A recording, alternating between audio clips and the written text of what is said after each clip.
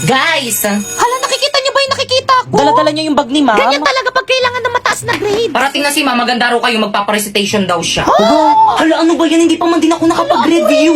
Turuan niyo ako ng sagot, ha? Paano na yan? Hindi Yan ako talaga. nakapag-review. O siya, sige, akong bahala. Ba't siya nagbibilang? Di ba English yung subject ni ma'am? Okay, class, let's start our recitation. Ready? Pipay. Ma'am, nawawala po yung wallet ko. Ano? Magkano laman? Hala, totoo. Hala, ang swerte naman ng nagnakaw. Okay. Class, sino naglakaw ng wallet ni Pipay? Ay, wala nga amen. Mas pakilagay lahat ng mga bag dito sa may front. Pipay, check mo. Madali. Ay, sige po, ma'am. Asim ng bag mo, Laki, huwag mo kasi amuyin. Mamula po eh. Alam nyo, class, the best section kayo. Ang gagaling nyo magnakaw. Ikaw, sino bang hula mo?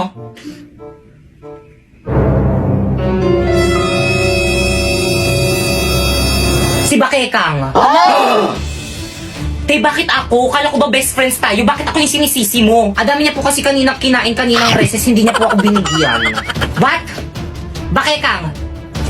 Akala ko pa man din matalino ka. Hindi yan matalino, ma'am. Nangungopia lang yan. Tapos inagaw niya pa sa akin sinapoy. Bakit hindi? Lo, ba't ako nadamay? Nananahimik ako dito eh. Break na kayo nang pumasok ako sa eksena.